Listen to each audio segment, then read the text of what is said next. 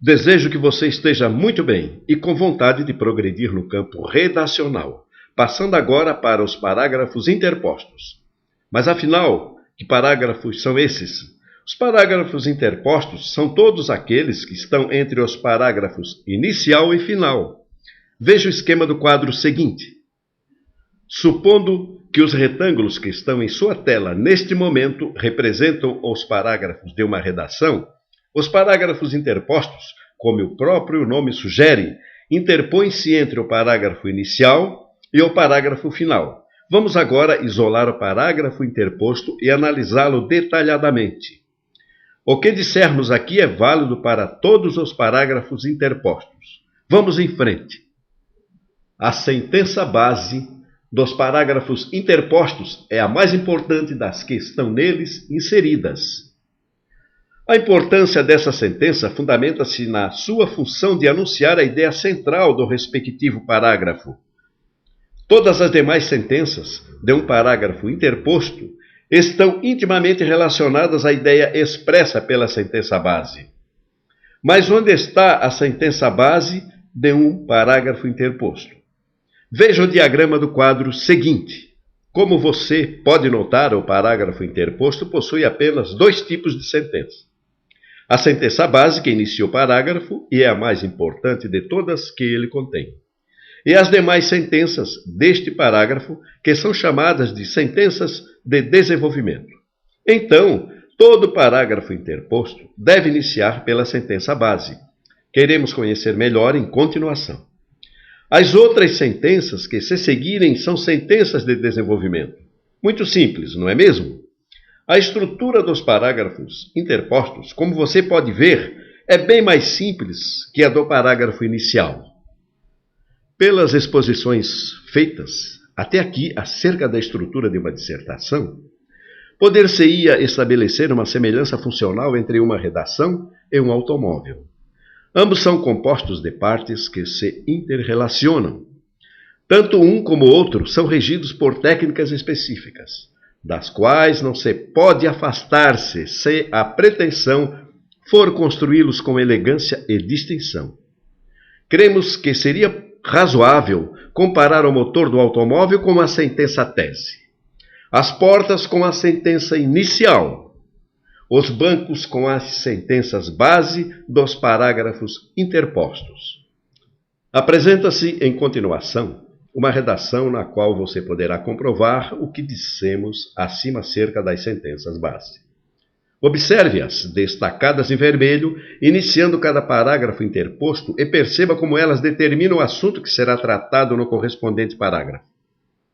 Essa determinação está em sua forma reduzida pelas palavras ou expressões em verde, isto é, realça-se a essência da sentença base. Essas distinções você não vê por enquanto, pois na sua tela apresenta-se apenas o parágrafo inicial. Preste muita atenção, pois de agora em diante será fácil para você identificar uma redação profissional escrita dentro dos padrões exigidos pelas bancas de concursos e vestibulares de um texto esdrúxulo, escrito por alguém que desconhece a verdadeira arte da boa escrita. Vamos lá. O título é Avanço na Recuperação do Menor Infrator, publicado no Jornal da Tarde, no seu editorial.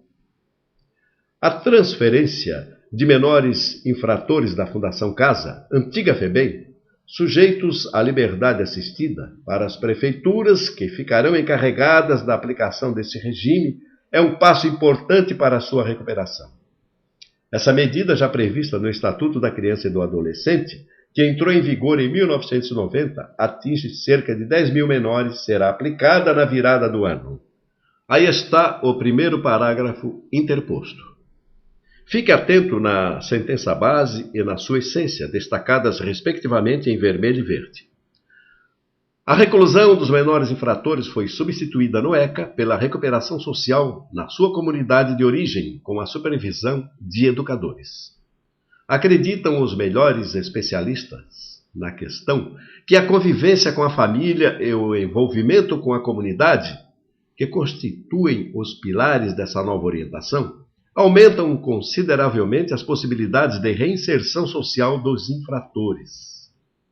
E isto deve ser feito pelos municípios.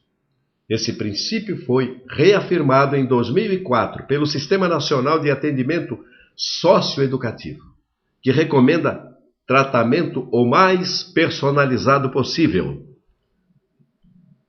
Prossigamos com a leitura do próximo parágrafo interposto.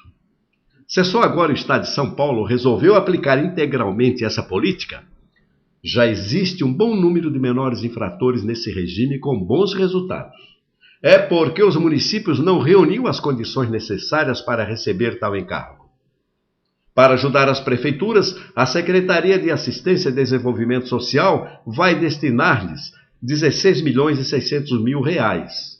O volume de recursos que cada uma receberá será determinado pelo tamanho do município e pelo modelo de gestão escolhido, ou núcleos próprios de atendimento ou terceirização, pela qual as atividades socioeducativas ficam a cargo de ONGs e entidades comunitárias. E agora, o último parágrafo interposto. Além das já citadas, a municipalização da aplicação da liberdade assistida tem outras vantagens igualmente importantes.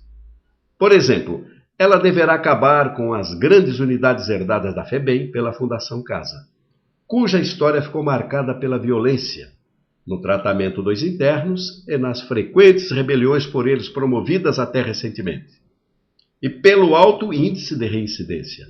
Esse modelo não é só mais eficiente na recuperação dos menores infratores, como é muito mais barato. O governo do estado estima que as despesas com o jovem em liberdade assistida são, em média, de R$100 por mês. Se ele estivesse internado, elas subiriam para R$3.000. Ou seja, se for preciso, o governo pode investir muito mais na municipalização e, mesmo assim, os gastos com ela ainda ficarão abaixo do modelo antigo. E agora vamos ler o parágrafo final da redação, o qual merecerá a nossa atenção no devido tempo desta sequência de videoaulas. Demonstramo-lo com o intuito apenas de não deixar a redação incompleta.